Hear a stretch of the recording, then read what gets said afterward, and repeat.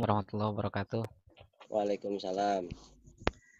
Eh, ini kaitannya sekarang kita sedang diskusi tentang pengertian uzlah ya. Uzlah dengan berkholwat itu berbeda. Uzlah itu maknanya lebih ke mengasingkan diri gitu. Kalau berkholwat itu menyendiri. Jadi artinya kalau berkholwat bisa di rumah kita sendiri gitu ya. Tapi kalau uzlah harus keluar gitu. Nah, di masa pandemi COVID-19 ini istilah isolasi mandiri itu dikenal dengan nama uzlah.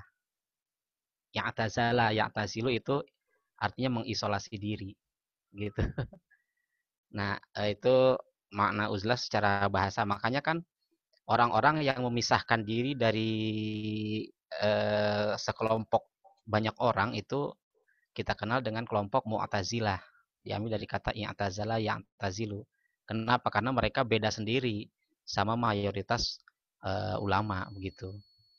Nah, dalam pengertian tasawuf gitu, eh, Profesor Dr. Kiai Haji Quraish Shihab itu beliau berpendapat dalam uzlah itu yang kita sering menyebutnya dengan mengasingkan diri itu ada 5 manfaatnya menurut beliau ya dalam makolahnya. Itu yang pertama mensucikan hati dari kotoran akal dan hati. Kemudian yang kedua berzikir kepada Allah. Yang ketiga meninggalkan perilaku-perilaku kotor dari masyarakat. Yang keempat insya Allah akan ditinggikan derajatnya oleh Allah. Dan yang kelima ini menjadi perilaku para sufistik atau orang-orang salik yang sedang menempuh jalan untuk menuju Allah Subhanahu wa taala. Jadi memang khusus untuk orang-orang yang memang eh, arahnya ke tasawuf itu proses uzlah memang dibutuhkan. Hanya mungkin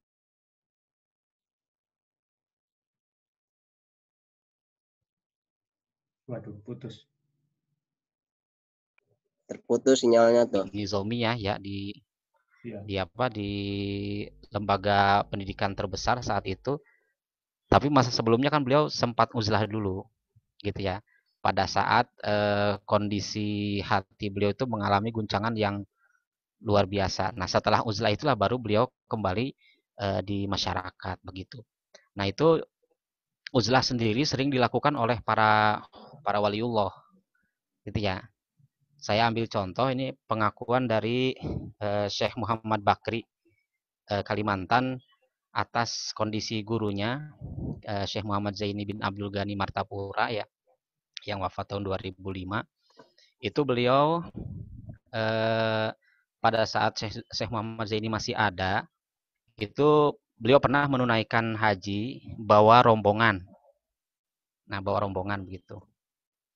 Pada saat sedang menunaikan ibadah haji di beberapa lokasi seperti misalnya di Jabal Rahmah, kemudian pada saat tawaf di sepertiga malam, itu beliau ketemu dengan guru sekumpul gitu ya dengan Syekh Muhammad Zaini bin Abdul Ghani. Dan yang melihat guru sekumpul itu bukan hanya Kiai Muhammad Bakri, tapi di antara memang tidak semua jamaahnya. Di antara sekian jamaahnya ada beberapa yang melihat. Cuman ketika didekati oleh eh, beliau dan beberapa jamaahnya, tiba-tiba guru sekumpul sudah tidak ada begitu. Nah, akhirnya beliau penasaran, telepon ke Kalimantan. Itu menanyakan pengajian di sekumpul di Martapura itu diliburkan apa tetap jalan. Kata yang ditelepon tetap jalan kok, orang guru sekumpulnya ada di sini katanya begitu. Nah, itu kaget luar biasa itu guru Bakri ini. Akhirnya setelah pulang haji, beliau tidak berani nanya langsung ke guru Jaininya gitu ya. Nah, beliau bertanya ke adik kandungnya, Ibu Romlah namanya. Kebetulan adik kandungnya tinggal satu rumah dengan guru sekumpul. Nah, pada saat itu adik kandungnya itu bercerita. Nah, ceritanya pun setelah guru sekumpulnya meninggal. Nah, itu kata adik kandungnya, beliau nggak kemana-mana, ada di sini. Bahkan setiap pengajian-pengajian beliau yang langsung ngisi pengajian para santri. Cuman memang ada seperti yang tadi disampaikan oleh Mbah Hisoleh gitu ya, bahwa ada momen-momen tertentu yang beliau nggak bisa diganggu. Nah pada saat itu kamar tempat beliau wirid gitu ya, tiba-tiba agak terbuka sedikit gitu. Nah pas itu saya ngintip katanya gitu. Nah pas ketika ngintip, saya lihat kok beliau pakai pakaian ihram gitu, pakai pakaian ihram seperti orang sedang mau haji atau umroh gitu. Dan yang lucunya kok pakaian ihram beliau basah begitu, seperti orang baru kehujanan. Maka kata Guru Bakri, oh iya memang waktu itu ada waktu saya sempat ketemu beliau itu memang kondisi di sana sedang turun hujan.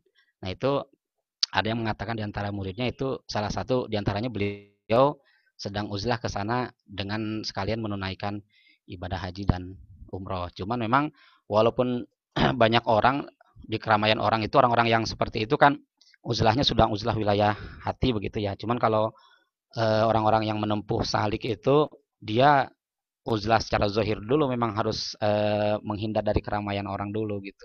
Baru ketika itu sudah terbentuk begitu ya, hatinya memang sudah betul-betul terjaga, baru dia berbaur lagi dengan masyarakat, tapi dia sudah bisa uzlah secara batin gitu. Mungkin yang saya pahami itu aja sih. Terima kasih. Assalamualaikum warahmatullahi wabarakatuh.